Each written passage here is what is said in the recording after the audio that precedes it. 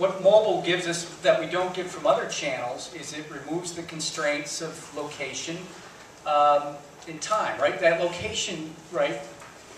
Your location being a good predictor of your behavior, right? Arguable, right?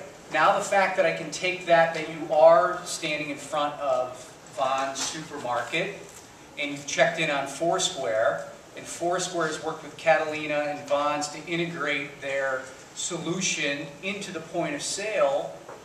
Now we've got a closed loop system there, right? So that's interesting. And then the fact that there is such an intent, I think Google and Microsoft both say that I search for Aquafina water and then an hour later they're seeing that I've walked into that store, right? It's that compression of the action on the mobile to me going to take hopefully a transaction or commerce.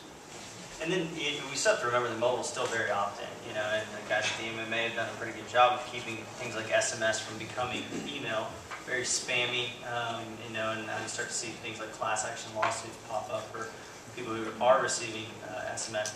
So all of these things that we're talking about they are consumer opt-in. So, you know, I mean, maybe if I, you know, land on a site, you could, you know, pop up an ad that I didn't want, but I may not go back to that site. Things like push notification, things like location, things like SMS, they're all opt-in. And what I always challenge our clients about when we talk about privacy is how many apps on your phone have you downloaded that you don't allow to share your location?